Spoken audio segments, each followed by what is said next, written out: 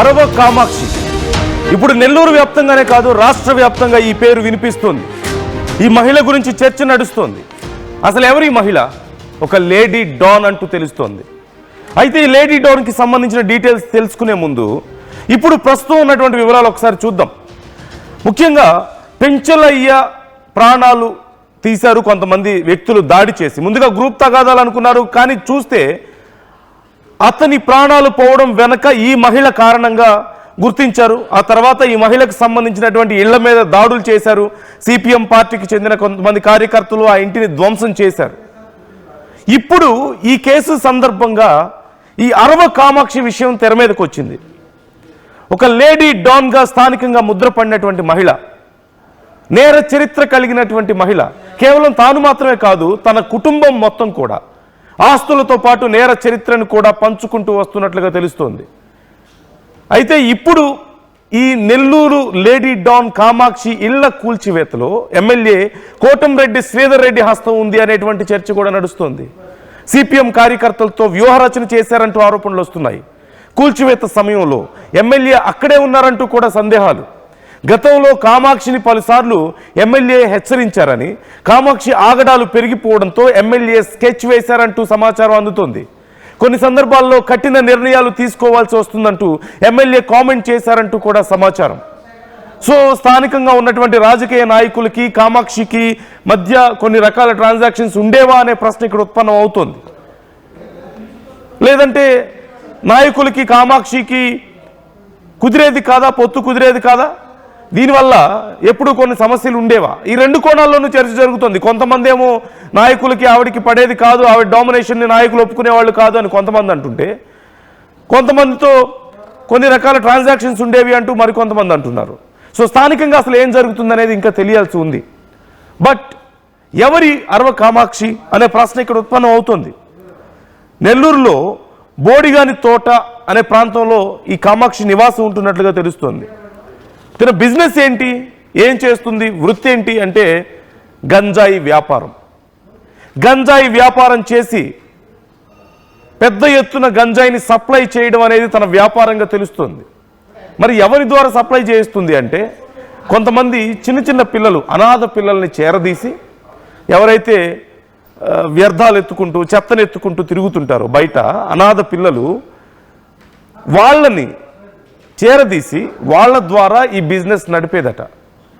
Schools, colleges, ఇలా ప్రతి చోట తనకి సంబంధించినటువంటి కొంతమంది సప్లయర్స్ వెళ్ళేవాళ్ళు, అక్కడ స్టూడెంట్స్కి వాటిని అందించేవాళ్ళు. అలా మొత్తం నెల్లూరు ఆ చుట్టుపక్కల ప్రాంతాల్లో గంజాయి వ్యాపారంలో ఆరితేరిన మహిళ ఇప్పటికే భారీగా ఆస్తులు కూడగట్టుకుంది. అయితే తినతోనే మొదలవలేదు గంజాయి వ్యాపారం. తన తల్లిదండ్రుల నుంచి, అంటే తన తల్లిదండ్రుల విషయంలో కూడా ఇదే విషయాలు తెలుస్తున్నాయి. వాళ్ళు కూడా ఇలాగే వ్యాపారం చేసేవాళ్ళని, వాళ్ళ నుంచి ఆస్తులతో పాటు ఇలా ఈ గంజాయి వ్యాపారం లేదంటే నేర చరిత్రను కూడా వారసత్వంగా తీసుకుందట అరవ కామాక్షి. మొత్తం నెల్లూరులో ఉన్నటువంటి, నెల్లూరు ఆ చుట్టుపక్కల ప్రాంతాల్లో ఉన్న 14 కాలేజెస్కి అరవ కామాక్షికి సంబంధించినటువంటి మనుషులు వెళ్తున్నారు అంటూ పోలీసులు గుర్తించారు. కొంచెం అనుమానాస్పదంగా ఉన్న వాళ్ళని గుర్తించి ఇప్పటికే సెర్చ్ చేస్తే అరవ కామాక్షికి చెందిన వాళ్ళుగా తెలుస్తున్నారు వాళ్ళందరూ కూడా. మరోవైపు స్థానికుల నుంచి ఎవరి నుంచి అయినా సరే ఈ విషయంలో అభ్యంతరాలు వస్తే, అంటే ఇలా గంజాయి వ్యాపారం చేస్తుందని కానీ, పిల్లల్ని చెడగొడుతుందని కానీ, ఇలాంటి విషయాల్లో ఏవైనా కంప్లైంట్స్ వస్తే వాళ్ళందరినీ బెదిరించి భయపెట్టేదట. వీళ్ళ తల్లిదండ్రులు, అంటే వీళ్ళ పేరెంట్స్ సమయం నుంచి కూడా ఈ గంజాయి వ్యాపారం చేయడం కానీ, అలాగే ఈ నేర ప్రవృత్తికి పాల్పడడం కానీ ఉన్నట్లుగా పోలీసులు గుర్తించారు. ఒరిస్సా నుంచి పెద్ద మొత్తంలో గంజాయిని ఇంపోర్ట్ చేసుకుంటారట. అక్కడి నుంచి మళ్ళీ ఇటు చెన్నైకి, తమిళనాడుకు కూడా వీళ్లే సప్లై చేసేవాళ్ళు అంటూ తెలుస్తోంది. సో మొత్తం మీద చాలా పెద్ద ఎత్తున నేర సామ్రాజ్యానికి సంబంధించిన వివరాలు వస్తున్నాయి. మరోవైపు పెంచలయ్య ప్రాణాలు తీసింది ఎవరు, అసలు ఎందుకు తీశారు అనే దానికి సంబంధించి విచారణ చేస్తున్న సందర్భంలో కామాక్షి గురించి బయటికి రావడమే కాదు, మరికొన్ని విషయాలు కూడా బయటకు వస్తున్నట్లుగా తెలుస్తుంది. ఇదంతా ఒక ఎత్తు అయితే, కామాక్షి ఇంటిని కూలగొట్టింది మొదటిగా సిపిఎం కార్యకర్తలేమో అనుకున్నారు అందరూ. పెంచలయ్య ప్రాణాలు తీసినందుకు ఇదంతా చేస్తున్నారేమో అనుకున్నారు. కానీ బిహైండ్ దిస్, ఈ ఇల్లు కూలగొట్టిన విషయం వెనక కోటంరెడ్డి హస్తం ఉంది అంటూ చర్చ జరుగుతోంది. తెలుసుకుందాం. మా AP input editor Krishnamohan join అవుతున్నారు. కృష్ణమోహన్, చాలా పెద్ద నెట్వర్క్ బయటపడుతుంది. కామాక్షికి సంబంధించిన వివరాలు, లేడీ డాన్కి సంబంధించిన వివరాలు ఒక పక్క అయితే, ఇప్పుడు ఇల్లు కూలగొట్టడం విషయం వెనక మరి స్థానిక ఎమ్మెల్యే ఉన్నారు అంటూ మరికొన్ని అనుమానాలు వ్యక్తం చేస్తున్నారు కొంతమంది. సో అసలు ఏం జరుగుతుంది ఈ కేసు విషయంలో? విచారణ ఎంతవరకు వచ్చింది? ఎమ్మెల్యేకి ఈ విషయంలో సంబంధం ఏంటి? మరోవైపు కామాక్షి ఇన్నేళ్లుగా ఇంత పెద్ద దందా నిర్వహిస్తుంటే ఇప్పటి వరకు బయటకు రాకపోవడం ఏంటి? నందు, బేసిక్ గా నెల్లూరు టాన్గా పేరు మారిన కామాక్షి విషయంలో ఏం జరిగిందో మనం పూర్తిగా చూసాం. అక్కడున్న సిపిఐ నేత పెంచలయ్యను మర్డర్ చేయడంలో కామాక్షి రోల్ చాలా క్లియర్ గా ఉంది. తన అనుచరులు, తనకున్న అన్నదమ్ముళ్ళు సంబంధం మొత్తంగా బేసిక్ గా ఈ వ్యవహారం పూర్తిగా కూడా చాలా కాలంగా తను ఒక పాత సామాన్లు అంటే ఇనుప సామాన్లు, పేపర్లు ఇవన్నీ పెట్టుకొని నడుపుతూ గంజాయిని పెద్ద ఎత్తున సరఫరా చేస్తున్న పరిస్థితి. అట్ ద సేమ్ టైం మొన్న పోలీసులు చేసిన దాడిలో కూడా దాదాపుగా 25 కిలోల గంజాయిని కూడా తన ఇంటి దగ్గర నుంచి స్వాధీనం చేసుకుని అరెస్ట్ చేశారు. అయితే ఇదే యాంగిల్లో ఇప్పటికే ఏదైతే కాలనీ ఆర్డీటీ కాలనీ ఉందో ఆ కాలనీలో తన అడ్డాగా మార్చుకున్న కామాక్షి దాదాపుగా 5 ఇల్లులు అక్కడ నిర్మించి ఆ ఇళ్ల ద్వారా అక్కడ తన మనుషుల్ని పెట్టి ఈ వ్యవహారాన్ని అంతా కూడా నడిపిస్తూ ఉంది. చాలా సార్లు వ్యవహారంలో పోలీసులు రౌడీ షీట్ ఓపెన్ చేశారు, కొంత వార్నింగ్ ఇచ్చారు. అది రూరల్ సంబంధించిన ప్రాంతం కాబట్టి శ్రీధర్ కూడా ఎమ్మెల్యే పాటంరెడ్డి శ్రీధర్ రెడ్డి పలుసార్లు ఈ వ్యవహారం మీద కొంత సీరియస్ గా మాట్లాడారు, కొంత వార్నింగ్ కూడా ఇచ్చిన పరిస్థితి. అయినప్పటికీ ఇది చివరికి అక్కడ కొంత యాక్టివ్ గా ఉన్న కొంత మంచి కార్యక్రమాలు చేసే సిపిఎం నేత హత్య వరకు కూడా వెళ్ళిపోయింది. ఇది కొంత సహించరాని పరిస్థితి అనేది చాలా వరకు కూడా అర్థమైంది. దీంతో మొన్న రాత్రి జరిగిన సంఘటన ఏదైతే ఉందో అక్కడ ఉన్న స్థానికులు, సిపిఎం నేతలతో మరోవైపు టీడీపీకి సంబంధించిన 10 మంది నేతలు అందరూ కూడా కలిసి ఇక ఉపేక్షించేది లేదు, అంటే ఇటువంటి కార్యక్రమాలు చేస్తున్న వాళ్ళని ఉపేక్షించరాదు అంటూ ఎమ్మెల్యేని శ్రీధర్ రెడ్డి ఎమ్మెల్యేని కలవడం. శ్రీధర్ రెడ్డి లేదు, నేను మీతోనే ఉంటాను, ఖచ్చితంగా అక్కడ ఉన్న పరిస్థితి. అంటే ఇది పూర్తిగా కూడా యూపీ తరహాలో ఏదైతే తప్పు చేస్తే యూపీలో అక్కడ ప్రభుత్వం ఏ విధంగా బుల్డోజర్ పెట్టి తోసేస్తుందో, ఇల్లుని కావచ్చు అక్కడ ఉన్న కట్టడాలని కూల్చేస్తుందో అదే తరహాకి శ్రీధర్ రెడ్డి శ్రీకారం చుట్టారా అన్న ఒక చర్చ కూడా జరుగుతోంది. దీని వెనకాల ఆ ఇల్లు పగలగొట్టేటప్పుడు కూడా, ఎందుకంటే ఇటువంటి సంఘ విద్రోహ శక్తులకి ఒక గుణపాఠం ఉండాలి, ఎక్కడో దగ్గర ఒక చెక్ ఉండాలి. చెక్కు లేకపోతే పరిస్థితులు పూర్తిగా కూడా చేయి జారిపోయే పరిస్థితి ఉన్నాయి. ఇప్పటికే నెల్లూరు రూరల్ గతంలో కూడా కొంత మాఫియా డాన్లు, అరుణ లాంటి వ్యక్తులు, లేడీ డాన్లు ప్రధానంగా చేస్తున్న వ్యవహారాలను ఎక్కడెక్కడ కట్టడి చేయకపోతే ఇబ్బంది జరిగే పరిస్థితి. రాబోయే రోజుల్లో యువత పూర్తిగా కూడా పరిదారణ పట్టే అవకాశాలు ఉన్నాయి. అయితే దీని మీద కొంత 2 రాజకీయ పార్టీలు, వైసీపీలో కావచ్చు, తెలుగుదేశం, ఒకరి మీద ఒకరు గతంలో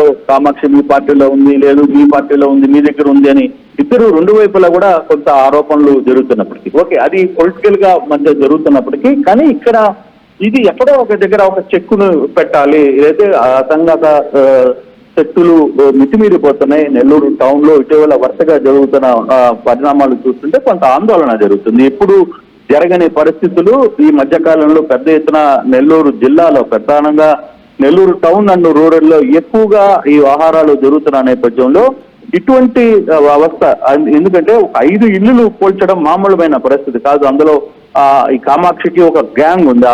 అటువంటి గ్యాంగ్ ని కాదని స్థానికంగా ఉన్న వాళ్ళు వెళ్ళి ఆ ఇల్లులు మొత్తాన్ని కూల్చివేయడం అనేది, దీని వెనకాల స్థానిక ఎమ్మెల్యే శ్రీధర్ దగ్గరుండి ఈ వ్యవహారాన్ని నడిపించారనేది చర్చ. అయితే దీని మీద డెఫినెట్ గా కొంతమంది పూర్తిగా కూడా నిజంగా ఇటువంటి సంఘటనలు చేయాల్సిందే, శ్రీధర్ ఈ వ్యవహారం మీద కొంత నిర్ణయం గట్టిగా తీసుకున్నాడు, దగ్గరుండి ఈ ఇంటిని కూల్చివేయడంలో చాలా మంచి రోల్ చేసుకున్నారు అనేది కొంత చర్చ జరుగుతుంది. అయితే ఎప్పుడు లేని సంఘటన, అంటే 5 ఇళ్ళని ఒక్కసారిగా కూల్చడం వెనకాల అంటే కొంత ధైర్యం, అంటే కొంత ఎక్కడికక్కడ చెక్కు ఉండాలి. ప్రధానంగా చూసుకుంటే వ్యవహారాలు ఇటువంటి సాంఘిక శక్తులకి ఒక, అంటే ఇప్పటికిప్పుడు పుట్టుకొచ్చింది కాదు ఈ లేడీ డాన్.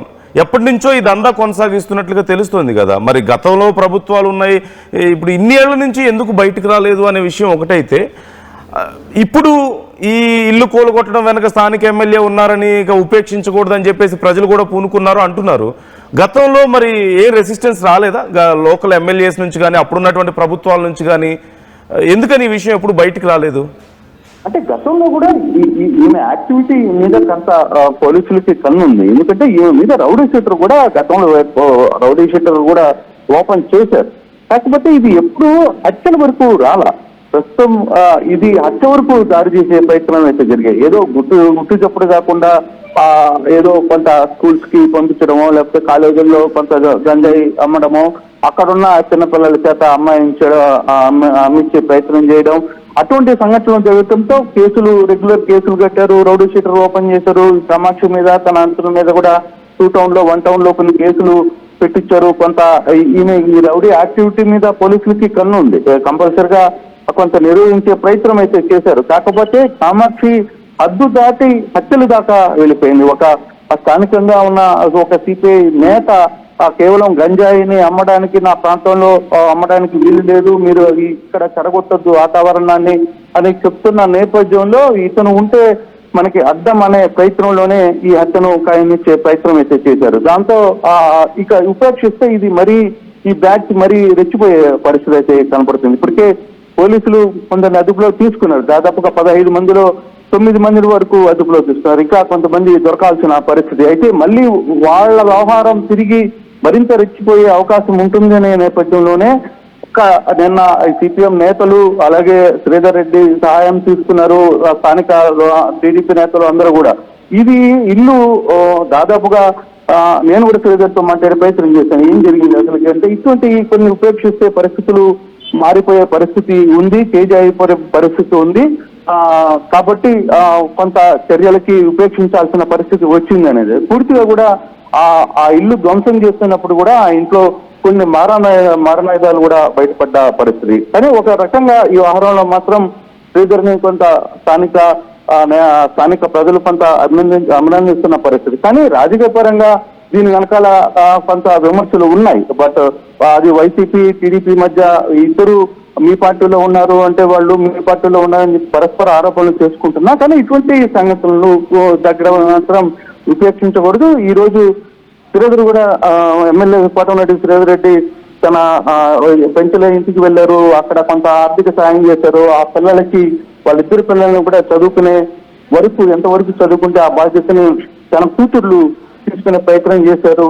కొంత అక్కడ వాళ్ళని ఆదుకునే ప్రయత్నం కూడా శ్రీధర్ రెడ్డి చేసిన పరిస్థితి అయితే కనబడుతుంది. కానీ మొత్తం మీద ఇంటి కొట్టడం తర్వాత వీటన్నిటి కూడా ఒక ఎక్కడో దగ్గర ఒక చెక్ పెట్టాలి.